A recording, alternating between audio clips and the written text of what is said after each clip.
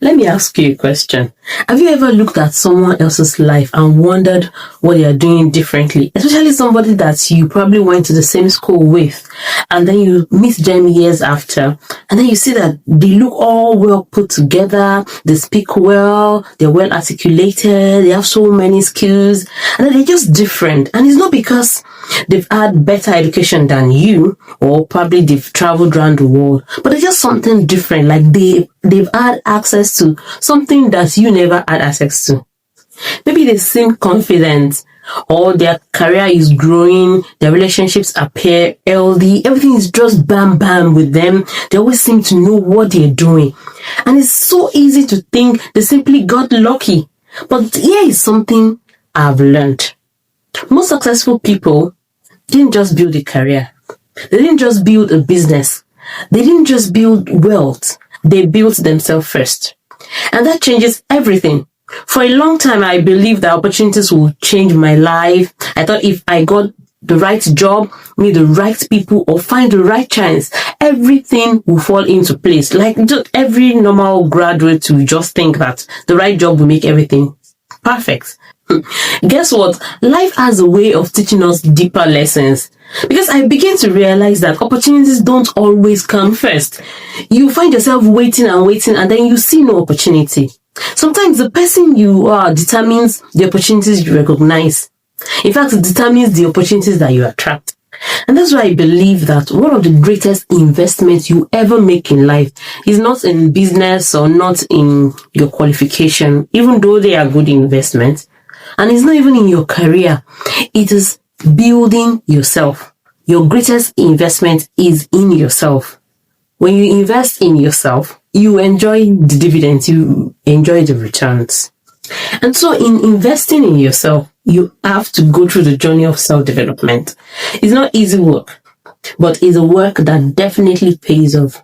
And because of all the experiences I've had, and the ups and downs of my own personal journey, I've come to realize that there are 5 pillars of self-development. And these are not complicated theories. They are practical principles that can help you become stronger, wiser, and more intentional in every area of your life. And when I say every area of your life, I mean your physical life, spiritual life, your relationships, emotionally, and in every aspect of your life. You need self-development, and these principles will definitely guide you.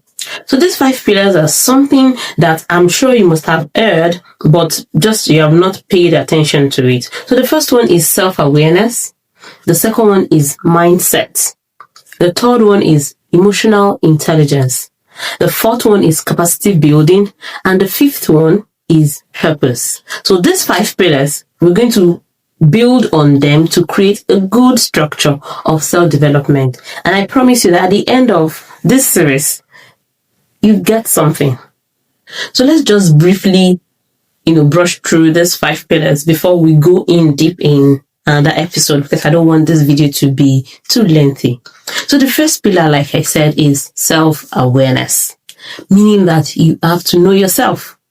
That's just a simple definition of self-awareness. You have to know yourself. For people that know me for the longest, one of my favorite quotes of all time is from Shakespeare, and is "To thy own self be true." And I think when I read Hamlet when I was much younger, and I watched the movie or something, I got that quote from there, and it has helped me. To thy own self be true, and that's what self-awareness is. You need to know yourself more than you know someone else, or more than someone knows you. That's your first step to self-development and self-discovery.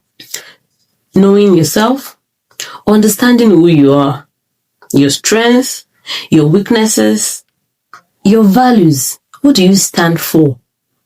What attracts you, your beliefs? You need to know your habits. You need to understand how your mind works.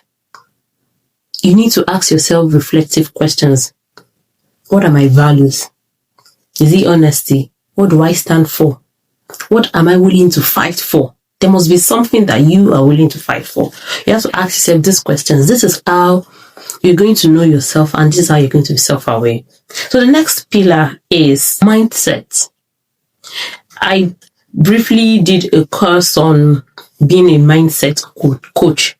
And the few people that I got to engage with, I understand that a lot of people have the wrong mindset towards life, towards themselves, and towards development. So what kind of mindset do you have? Are you the person that believes that you can't do a lot of things? Or do you have a limiting mindset? What kind of mindset do you have? With your mindset, you have to master your mind. You have to challenge limiting beliefs. You have to develop resilience, confidence, and a growth mindset. So learning to think in ways that create opportunities rather than waiting for them, waiting for a miracle to happen, waiting for somebody to notice you. What kind of mindset do you have? Is your mindset going to take you to the next level, or is going to get you stuck where you are? And then the next pillar is emotional intelligence. And this is my favorite. Actually, my specialty is in emotional intelligence. And this is my favorite.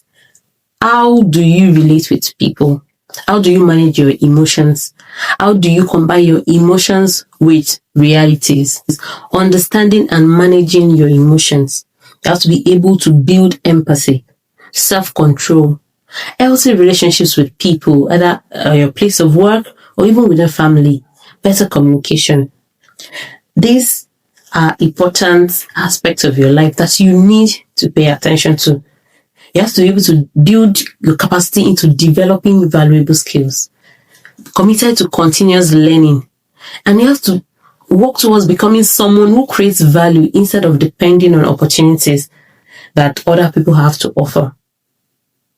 Now, the final one is purpose and impact.